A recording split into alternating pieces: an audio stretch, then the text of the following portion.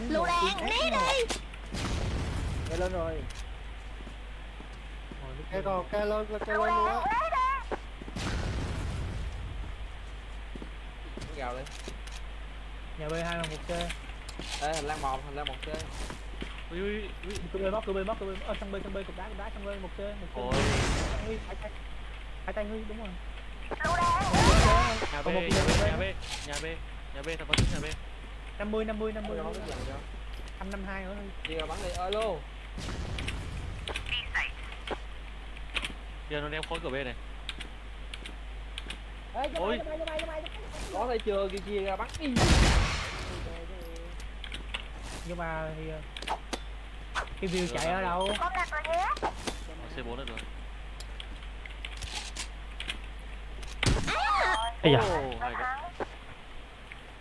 Tại bắn quả đấy giật mình đấy. Đúng rồi đó. Bắn rồi. Ok, té nào. Khói nè. Biết cho. Khói nè. Đây, Thịnh rồi. Thôi rồi. Qua một đây toàn.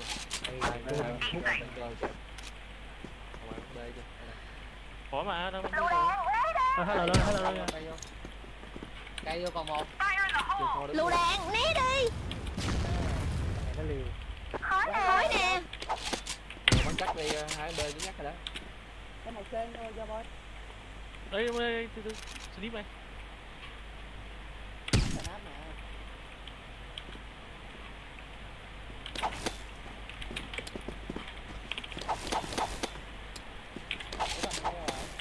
Ôi kìa, nó khói ở top 2 kìa.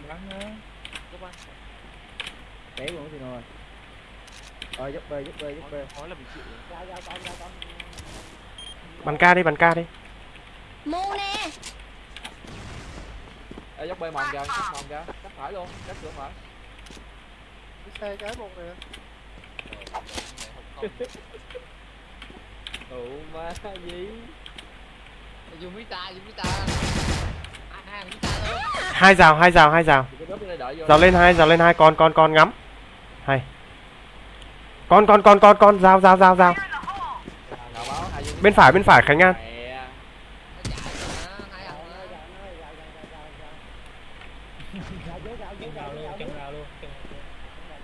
Vào đây gà đen. Rồi luôn. Hai chị nhắc cái đó hả? Ôi thể đâu nữa chơi. Con này có người gánh rồi. Khói nè. Hay dữ đà. Bắn hàng nào nó quen hàng có chứ em. Hết là vô rồi. Hết là còn một kìa. Đầu ke. Chưa vô đâu, vô kìa. Khói nè. Ơi. Cái ông nào ở nick. Khói nè. Muốn lời em. Mày vô bắn chứ. Một thằng nữa nè, nó gần một nè. Đầu ca. Nhìn. Cái nước kìa, còn hai cái nước kìa. Cuối ca. Misa. Giữa mít phải kìa. Ôi, mít xa phải. Nó lận nhà bàn thờ. Từ 4 giờ nói này. Ôi, mít lận nó.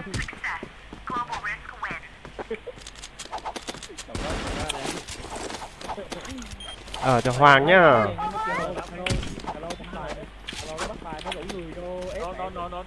đánh B nhá. Ui, tí chết rồi kìa. Nó nhảy như sóc, tên nó còn sóc, nhảy như sóc thật. Nấp ở đây là Thịnh, để mày nè, mày núp ở đây nè. Mày ngồi xuống mày nhìn qua bắn hai cửa sổ thôi. Lú đầu ra nhìn bắn hai cửa sổ. Lú ra luôn, ngồi xuống lú, đừng có đứng vậy. Ngồi xuống vậy đó, lú qua bắn hai cửa sổ, ok vậy đó. Đúng rồi. Bắn hai cửa sổ thôi. Bê liêu với cha ơi, đủ tôi móc B rồi. Hai cha B gì? Nó điểm phối B, nhà B. Hai thằng nội. Nhà nó. Thằng ông nội với Nhà nó. với cái lượng khác. Biết xe phải một. Thằng nói không vô đâu, giờ xin ý rồi xin lượng. Đột này là dê biết lường. Trong gào đủ má nó nước. Để mày không cười quá không được. Dưới nước kìa. Rồi chưa đúng rồi, cầu B, chưa đúng rồi, cầu B. Này là da cát lái rồi. cầu B, cầu B nhặt chưa đúng rồi, cầu B nhặt chưa đúng rồi. Ok đi cũng vô đi. Vô kìa. Lựu đạn, né đi. bê bê Ê, gì đánh không? Mồm. Mu nè. Đầu đầu cái Trọt. tôi qua B thử đi. Bê lên bóng dài. Thôi khỏi đi, đầu tôi biết rồi. Khói nè. Khói nè. Trong rào màu ơi. Vô trong rào rồi. Quay rồi lại. Hãy bắn đi để, hai bắn đi bạn. Mày vậy qua chạy lội với tao. Thế lộn phôi này coi chết. Cái lồn bắn hụt hết trời. Mình thấy tại gieo Một đây à. luôn. Má mấy mét hai ấy chứ lộn tỉnh. Nó bắn lấy ép thì kho nít over bắt đầu về đến cầu với gì á. Ồ, bên kia hình như là hơi quá cỡ. Bên mình hơi mạnh. Lựu đạn, né đi. À, bắn chậm đồ bắn hay thế. Nãy giờ không mới nhìn nếp bánh tăng cơ. Quan Dũng cái gáy quá. Cài vô. Bây giờ hả? Không có địch. Cá vào đấy. Khói nè. Cu.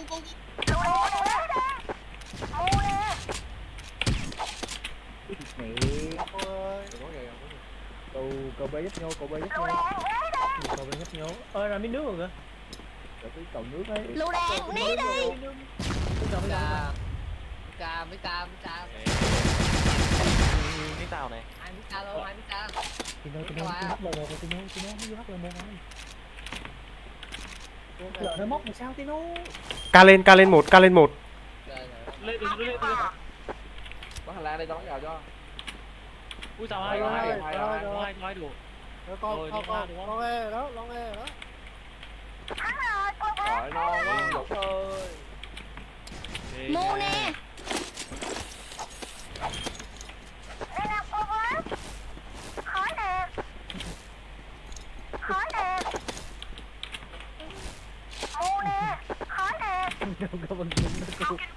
Bê thoáng. Cái vô hai.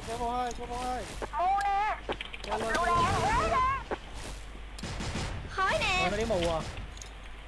Rồi, Không đúng lắm rồi. Chơi biết đường chơi. Mồm. Còn thôi.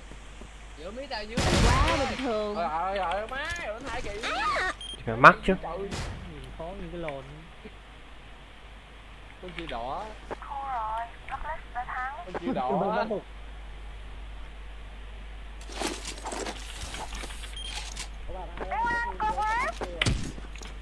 Ẩu rồi. Hai lần lên bắn nha. Mồm. Là vô. Để em biết gần đi. Giúp đi. Khói nè. Lồn gấu một c cái lồn. Giữ vững đội hình. Tiến lên. Lồn rùi á. Mình đứng nó bắn trong lê bê ra đây đó này cho. Ok chết. Ca còn của ca rồi. Hai đâu, 2 thằng luôn. À, ra phố. Mít gần. Ca ba vô một. Ca vô rồi. Rồi hụt rồi. Mu nè. Lựu đạn, né đi. Đây này chịu 1C nha. 1C lên đây. Chơi cái lồn. Bắt lờ vô báo cái ngắm cái đen. Không nhảy đâu.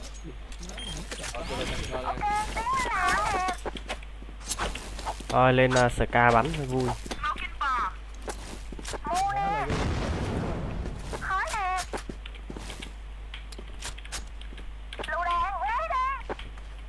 Nước có. Nước một. Lựu đạn, né đi. Mày đến bắn nó cho đạt đủ mấy. Dở quá Đạt ơi, Trào về với em. Mồm. Trào về chết. Quá bình thường. Mu nè. Khói nè.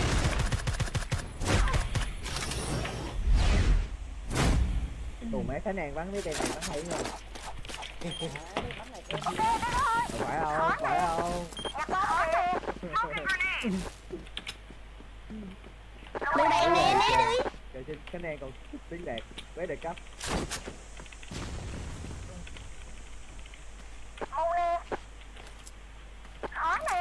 Tao mong Mu nè. Mua rào này. Thôi định mệnh chết dở rồi. Đủ ma ăn cứt rồi. Em lên về em lên về. Nhà B một. Sao? Đủ đâu đứng vui.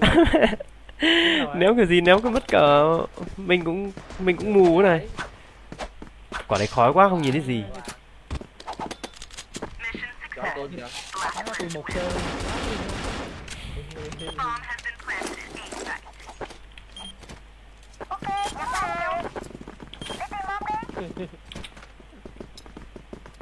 Lựu đạn nè, né đi.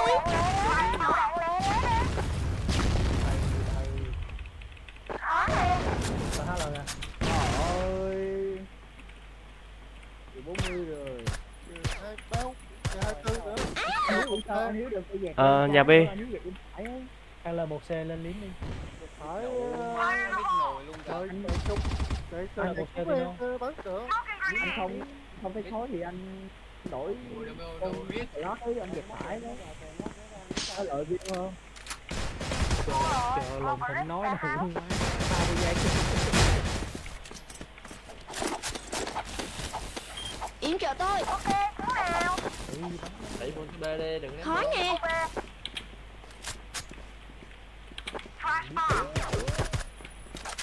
Má tao bị đậu nó chết trời. đâu. Hai đèo. Mẹ này đi, không tưởng nó. Ba đèo. Nó nhà hồi sinh. Đâu còn có một bơi thôi. Nhà sinh luôn ơi. Vậy chứ. Ui chạy. Nhà B trừ 30. Cửa B Tino. Rồi rào hai đổ, Gặp. Rồi. Tay lồn tay là B đưa ra hai đủ. Hay. Ai lồn báo. Giao.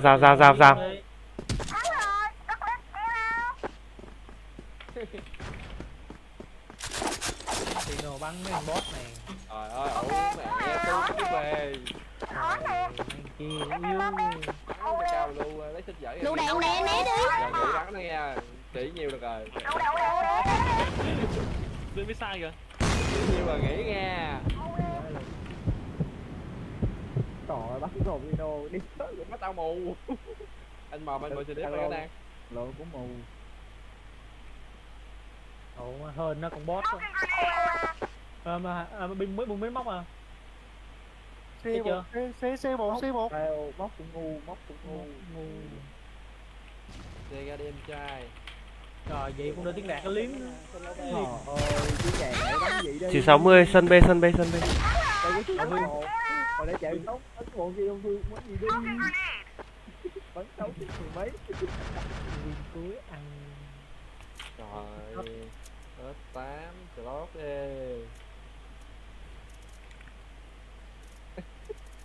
Để ra tìm xem nhá. Ra tìm. Không có tim đâu. Không có. Hay số kênh 2. Rồi kênh 2 chịu đấy. Kênh 2 hơi bị. Nhưng mà bọn kênh 2 nhá, tôi thấy thật nhá, bọn kênh 2 nhiều bọn nó hay cực luôn. Bọn kênh 2. Kênh 2 thì hay ấy. Cái bọn follow gì nó bắn hay chứ. Hồi như bữa mình đánh hòa nó hay thua nó. Hòa. Tụi mình bắn hết nổi rồi, xong có mình mới đi xuống trên dưới bắn. Ở đó mình bắn free rồi đúng không? Hay tiếng. Không mà nhiệt bữa chỉ có bữa thứ bảy thôi bắn nhiệt từ đó giờ nó thấy giống như ngày xưa. Bơi em ơi nè. Chưa yên ngày chưa.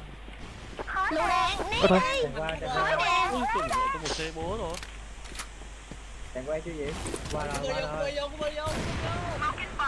Không chặt cái để cái B vô hoài vậy. Bơi đang vô. Tràn lên đẩy lên rồi.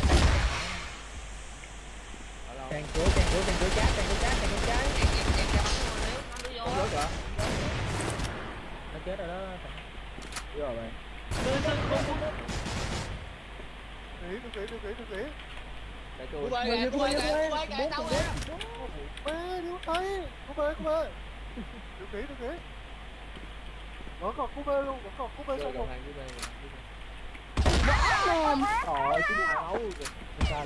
Tôi sao mà tình thấy đồng đội móc là Mù nè. bắn ra nó biết là mình nó đào để đồng đội móc nó dễ hơn. Lựu đạn, né đi. Đúng rồi. Hỏi nè. Đội đang kem. Không thôi cho nên đóng á. Ok. Mình không nó có là bắn lên. Mồm. Cái gì sợ. Đây đây. Chết. Cú bê về kìa. Cú bê nửa bên rồi. Bay ngang ngang từ 55. Trời ơi má ai đấy chứ khỏi chèo. Cú bê ơi. Chạy cuốn. Cũng ai chưa? Đúng rồi bạn. Bơi Cao ơi. 2B. Ôi, Ngang ngang nửa bên nha. một điều khiển. Rồi cuối B2 rồi, B2. Còn cuối B. Cái tôi cũng được đó. Tôi này bắn cũng được. Mới dạy con cá một rồi. Giỏi là giỏi. Mới chỉ con cái mà biết liền luôn. Lựu đạn, né đi. Hỏi nè. Nhảy từ từ gãy đầu anh.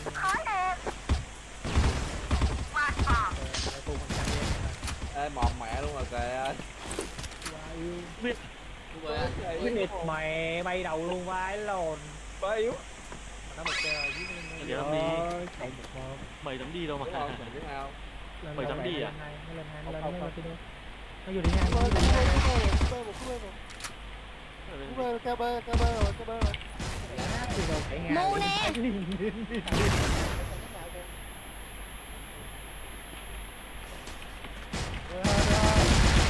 Quý bê sai đây một. Chơi 4 rồi. Đen. Hai đủ. Còn nguyên đen là đen, hai đen, một đen một rào. Rào trái nè, là tấm chụp mẹ nó. Còn nguyên nè, tiếng hô. Nó về. Má nó càng ngày càng mưa to hay sao ấy. Một cú bê một rào. Thôi nữa lụm đi. Rào trái này rồi. Con đặt rồi nhé.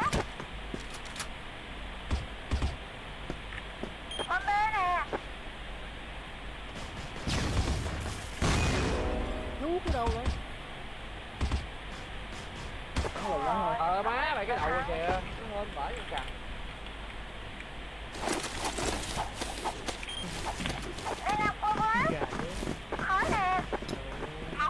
Lựu đạn, né đi. Hỏi nè.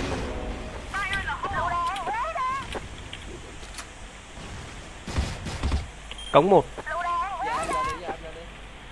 Ép gì bắn luôn đi. Ôi. Nghe. Vâng, còn một tí nhá, tôi đi có việc nhá, tôi nghỉ luôn nha. Ok. Em chơi nhá. Định mệnh. Ok Khánh ơi. Rồi đừng coi. Bỏ mình.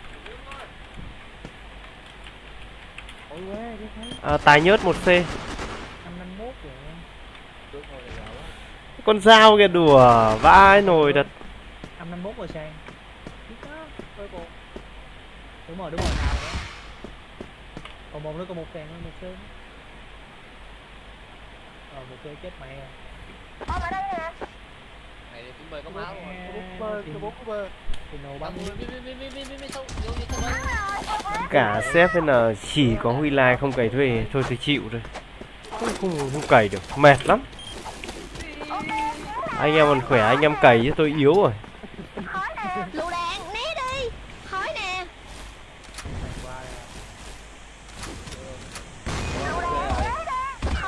Bắn cục cất một C với cục cất. Ê, Qua ngàn rồi. qua một chơi nha. Cậu quá, tôi mờ mà mấy ông ơi. Nghỉ đi. Ai già. Tôi mờ mà chạy. Hỏi em anh bắn kịp. Ơi đủ da lên rồi kìa. Đủ da.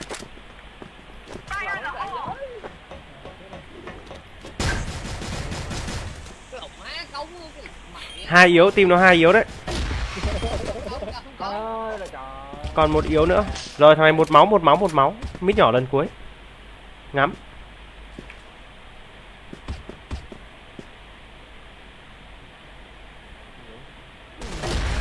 Đúng là mod nó bắn không, Paret nó nhặt. Sợ mod giết được người. Hỏi nè. Lựu đạn. qua một rồi. Thằng Qua qua có thằng hai, một qua hai, qua. Chứ ngài chơi nó có thằng một sơ à. Đây nó có thằng một sơ thằng Đủ má, lại một máu à. đấy một sơ chết rồi. Còn một con thính mới một Cống một máu, cống một máu. thằng sát 552 đã chết rồi. Chết rồi. Thôi, bỏ mít nhỏ đây. Ô hai luôn hai chạy về cứu nó thằng gấu gì lên rồi. Mới 3 tuổi luôn. Đúng không? Nói gì ba xài đâu mà không có cống không? có view Có gì tiếng Anh. anh đứng đây Mẹ mày. Thì ấy là Ủa người nhà không muốn Thằng hai. Ép lên vào nè, ép lên vào. Cái đầu đụng tiền. Dạo lên rồi, tới rồi. Ui trời ơi, gấu mình kia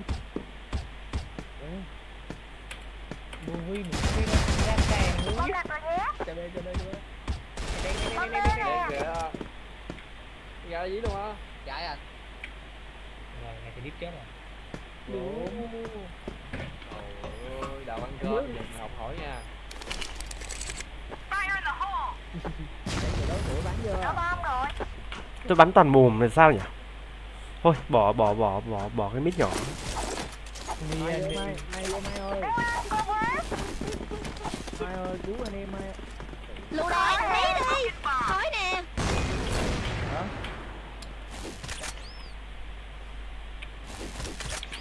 Lắm con trai Lựu đạn né đi. mò Khói nè. chơi 4 sàn cái nè Khói nè. một cứ mít nhỏ trong đầu nó sàn ném cha Đầu cống một. có ông gì à bắn như xịt mẹ mày tao Mồm. bên phải tỉnh Đầu sàn 960 rồi đấy. 960 rồi. Con. vài liên 960 xe nâng lần cuối. yếu rồi chúng ơi Thoát hết rồi. Đầu cống đi sao? rồi tôi bắn khối quế biểu ngồi khối nó bắn xe biểu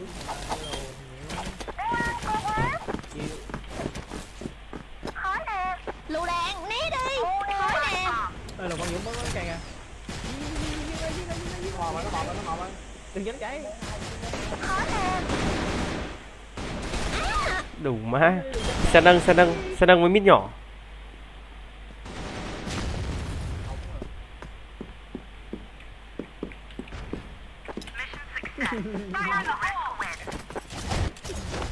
Hả?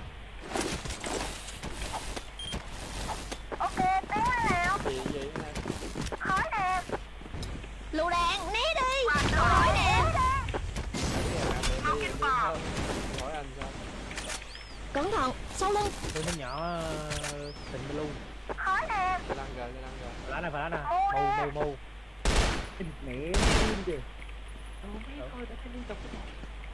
Khói nè. Wow. Ôi ôi 99 máu à.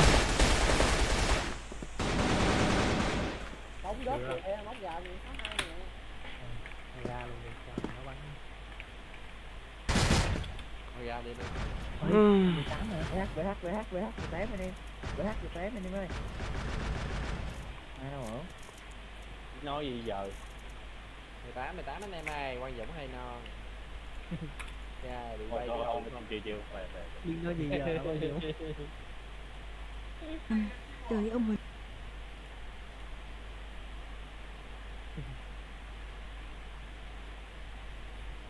Tôi kêu một người tặng giùm tôi một cái kính cái nó tặng em tới 7 ngàn chắc 20.000. thiếu đâu hiện tại chỉ có Gửi 7 rồi, ngày gửi rồi. Chơi. con Dũng còn bắn không thôi Dũng về chứ cộng vô tránh nữa Dũng còn bắn không vô đây? Gì? Còn bắn không vô đây? Dũng bắn ngu lắm cho nó bắn. Dũng 18. Tự nhiên chibi này nó 2, 4, 6, 7 người nó bắn hướng nào hết ta.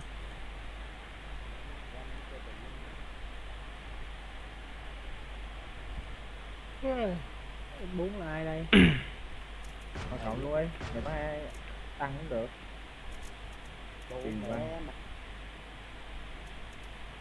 Còn không biết đợi các bạn như nữa, còn không nổi đâu nữa.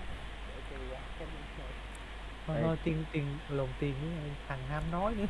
thằng Duy. Kêu thằng cho thằng 8 ra đi. Tiên văn Kêu ra đi. lộ mới gì mà Thì đi to bắn được á. rồi kia Phương nó qua nó bắn. Phương này. Phương bắn AK hả? Phương cày á. Con gậy nó bắn đâu? Phương gì cây, không phải Phương cày. Cày là Phương chó hả? Phương cày là Lê Phương á. Con Lê Phương á, Phương. Tao đặt biệt danh cho nó là Phương cày. Có bao nhiêu nhỉ? Có bao nhiêu anh em? Mình Con 18.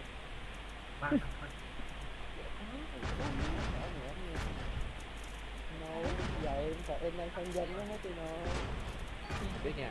Tao không biết gì chuyện đó.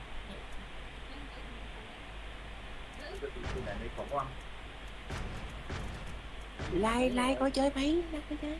Em nên đồng ý hay là từ chối thì nó Không biết. anh phải định biết tương lai cho bản thân em chứ. Chuyện gì liên quan đến nghề nghiệp của anh thì em hỏi anh trả lời cái chuyện đó là chuyện riêng của em mà.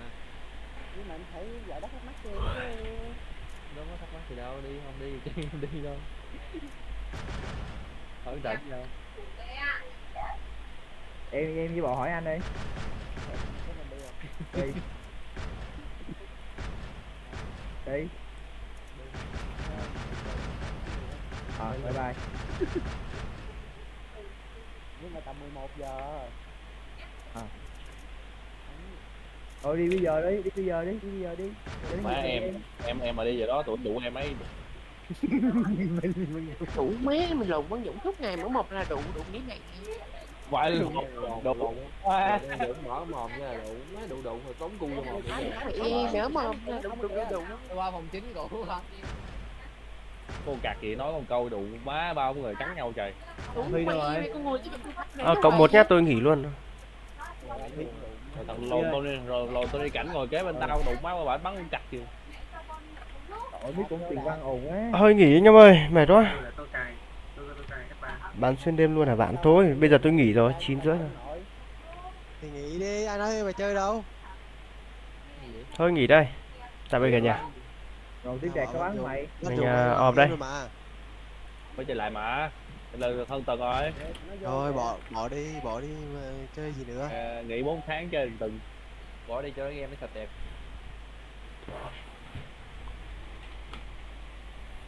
Doing the edgy stuff. I turned on CBS and there's that show with the fat guy and his fat wife, and the guy's wearing a woman's pajamas and they're sitting at the kitchen table. It's something in Mali. Mike and Molly. Oh my God! And I just said to myself, that's all that's left on network. So the edgy shows now, like Weeds or something like that, I don't know what would be considered edgy, but the edgy shows are all being brought to cable, and they're doing very well. Cable stations are doing well. Well, they give you the keys to the shop. They say, here's your budget. Like Louis, his budget is the lowest that any show has ever been. Right. And Louis writes it, he directs it, he stars in it, he does the cinematography. Is it doing well? He's doing everything. It's phenomenal how well. I mean, you got to watch Louis' show. It is so smart. Because didn't Louis get a show on HBO? That didn't go so well, I wrote on that. Yeah, Lucky Louis. That tanked.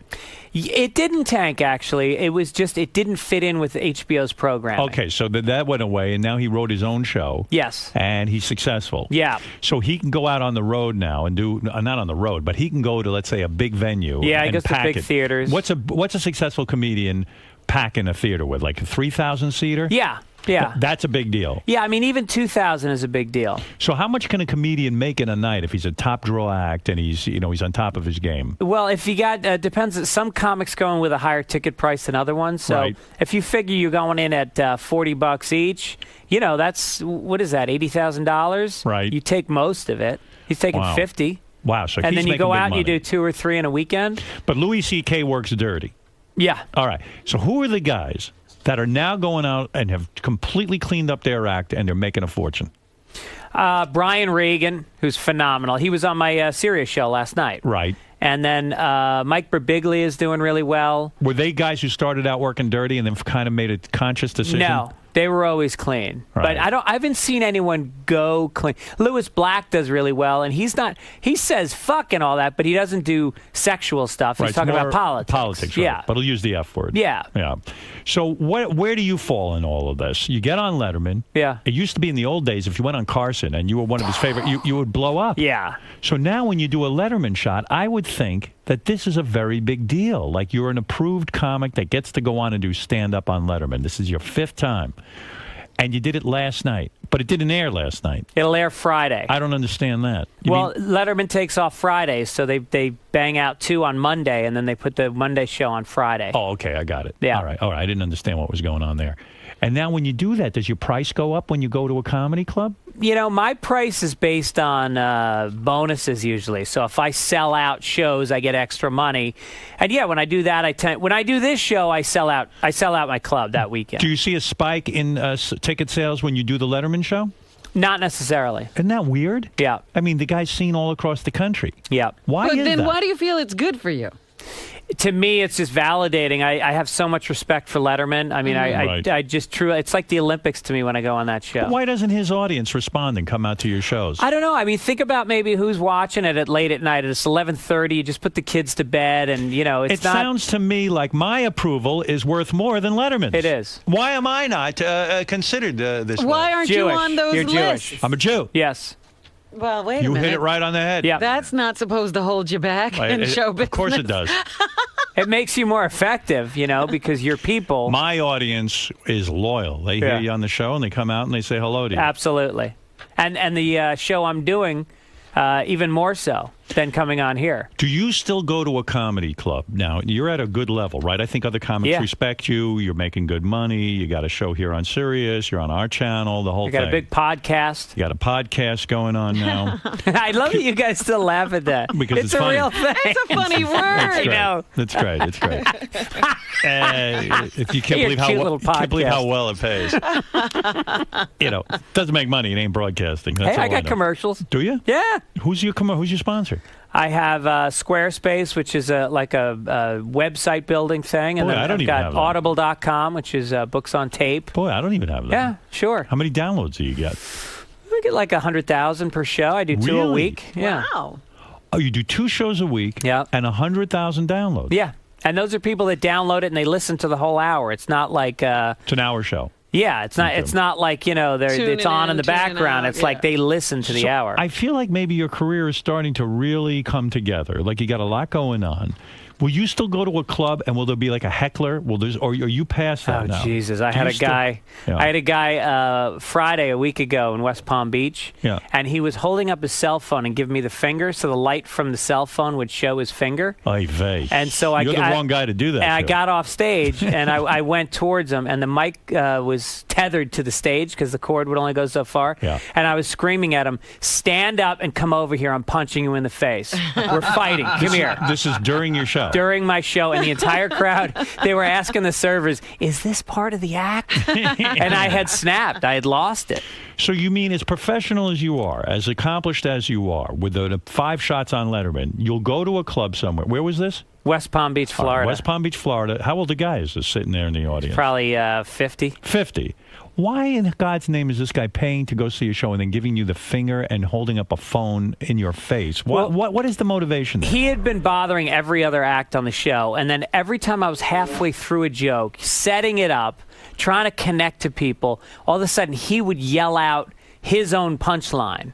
And so I couldn't get to mine. Oh. And it happened again and again and again. And so then I went and I just started shitting on him really hard. Right. And he was doing that thing where he was just a salesman. You know, he looked like Tim Sabian. He was just That's the worst look. The worst look. You know, he had that button-down shirt. He had the pants that have like the pleats and the crease that's really deep.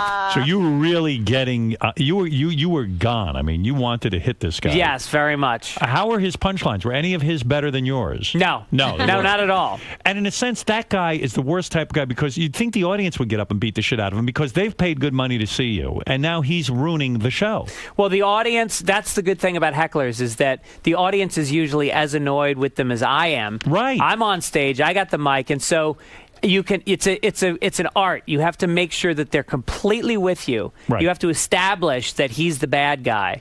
Well, you almost have to repeat his lines too, so that the audience can hear what he's saying. Yeah, right? exactly. My biggest frustration in a comedy club is I can't hear the heckler, and all I can hear is the comic. And he's always up front, so that nobody can hear him except for you. Right. And I had this crowd in Minneapolis about a year ago, and it was actually a woman. She was heckling, and then finally I got off the stage and I said to her, "Shut the fuck up," and the crowd went, "Ooh," and this is an hour into my show. Right. And I go, "Oh, you're going to take her fucking side? I've been up here for an hour killing. You've been laughing your asses off, and now this fucking bitch heckles me. You're going to get behind her?" Right, you worked your ass off. I said, "Okay, fine. Here's how it's going to go now. I'm going to walk you. I'm going to walk this fucking crowd." And I started doing jokes about 9/11 and AIDS, the worst shit I could think of. And I started counting down as they left. Wow. There was like 300 people there, and I'd be like, 296. That's called walking the audience Yeah, out you the door. walk them on purpose. On purpose. You threw away your night. I dug in. It was my last show of the weekend. And I go, fuck you. And so I just started doing it. And then I got down to about I would think that's funny. It was hilarious. And I got down to like 200 people. What is a joke you would say about 9/11 to get people to walk out? You know, that 9/11, it really fucked up that day. You know, like, why did they have to choose a date for that?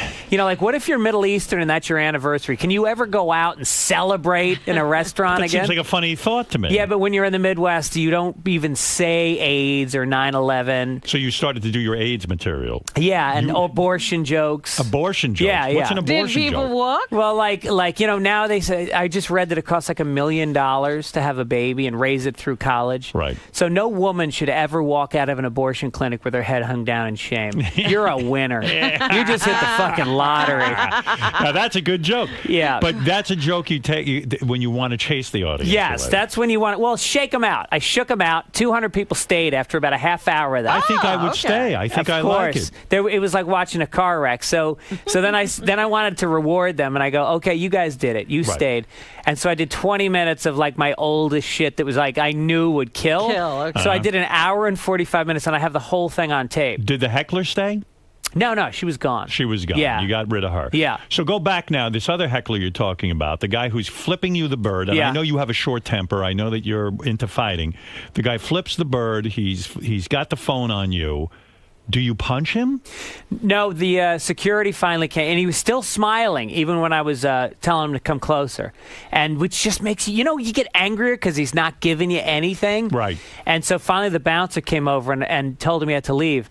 And that's when he got pissed, and I went, "Oh, we did it! There it is. There's the anger, you little douche." And so they walked him out, and then I talked him out the door, explained what his life was like.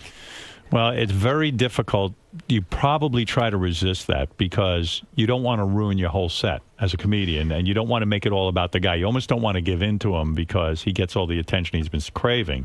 But at the same point, it's almost so impossible to deal with that. Well, does that make the show special? But you don't want to. Yeah, it does. It's about being honest. But in a Broadway show, if a guy makes noise, even has a cell phone on, they throw him right out. Yes. That's it. There's no questions asked. Yeah. In a comedy club, it's like the Wild West. Nobody comes to your aid. Now, there's supposed to be security, and They those don't guys, care. they're out back smoking a joint. They're trying to finger the girl in the ticket booth. You are really on your own. Yes. It's the Wild West. Yes, it is. And I like that. I say it on the radio. I go, if you're a heckler, come on out. I love hecklers.